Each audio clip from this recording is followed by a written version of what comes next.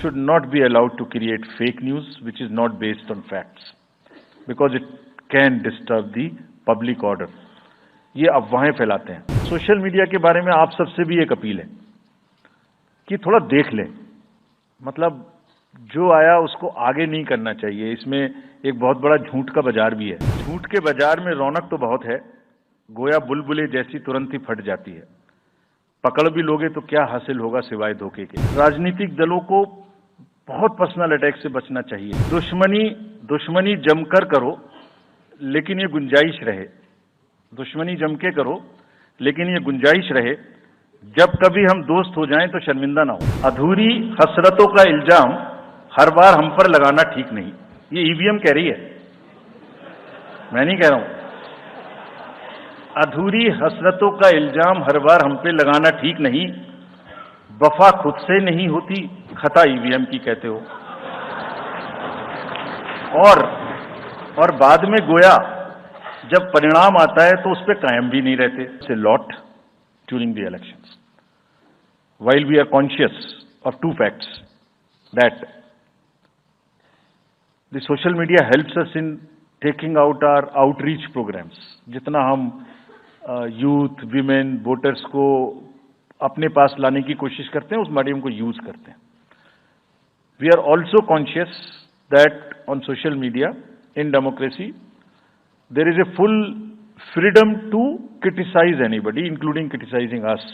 Why not? If we are doing wrong, criticize us.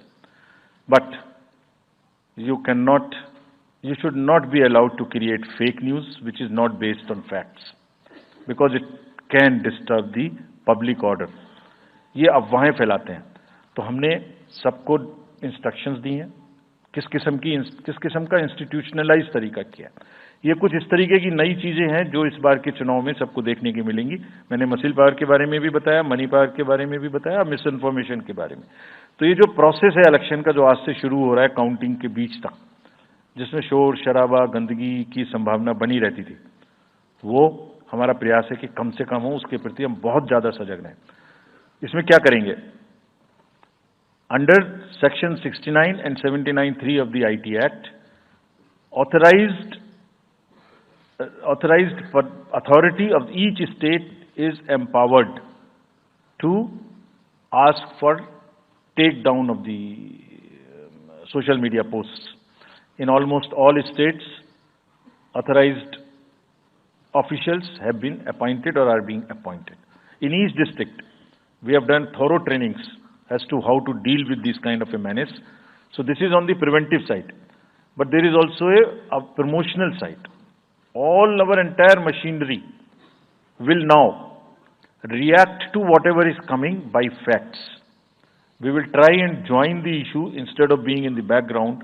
If somebody is trying to do a fake kind of a narrative, which is disturbing the level playing field, which is disturbing the public order, or which is not based on the facts, and which has crossed the line of the criticism, we would be also joining them. We will also launch very soon on our website something called Myth versus Reality. This is going to be live very soon. Means ये myth फैलाया जा रहा है, ये उसकी reality है। हम अपनी तरफ से आगे बढ़ के आपको एजुकेट करेंगे कि ये उसकी रियलिटी है। और सोशल मीडिया के बारे में आप सबसे भी एक अपील है कि थोड़ा देख लें, मतलब जो आया उसको आगे नहीं करना चाहिए। इसमें एक बहुत बड़ा झूठ का बाजार भी है। मैं इसके बारे में सोच रहा था तो मैंने कुछ चंद लाइनें लिखी थी जो आपको बताना चाहता हूं। झूठ के बाजार में रौनक तो बहुत है, गोया बुलबुले जैसी तुरंत ही फट जाती है। पकड़ भी लोगे तो क्या हासिल होगा सिवाय धोखे के। तो उसको थोड़ा रोक के देखें, समझ लें आगे बढ़ाने लायक है कि नहीं है, ना बढ़ाएं। लोगों को बहुत पर्सनल अटैक से बचना चाहिए। फिर मुझे बदर साहब का एक शेर याद आता है,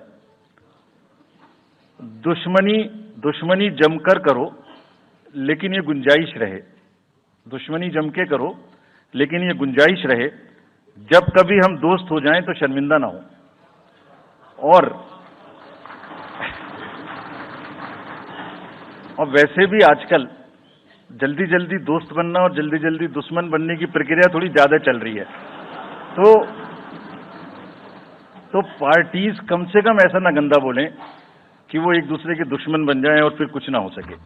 हमने इसमें चार्ट भी लगाया है कि कितनी बार सत्ता में रहने वाली पार्टियां ईवीएम ने बदल दी। तो मुझे भी ईवीएम पे फिर मैं रात सोच रहा था ये प्रश्न तो आएगा जरूर, तो फिर रात को मैंने कुछ लिखा अपने हाथ से, वो फिर आपको सुनाता हूं। अधूरी हसरतों का इल्जाम, अधूरी हसरतों का इल्जाम हर बार हम पर लगाना ठीक नहीं। ये ईवीएम कह रही है, मैं नहीं कह रहा हूं। अधूरी हसरतों का इल्जाम हर बार हम पे लगाना ठीक नहीं, वफा खुद से नहीं होती, खता ईवीएम की कहते हो। और बाद में गोया जब परिणाम आता है तो उस पर कायम भी नहीं रहते, आप ही के पक्ष में रिजल्ट आ जाता है। ये क्या बात है भाई, कितने दिन? EVMs are 100% safe, 100% sure, we know now.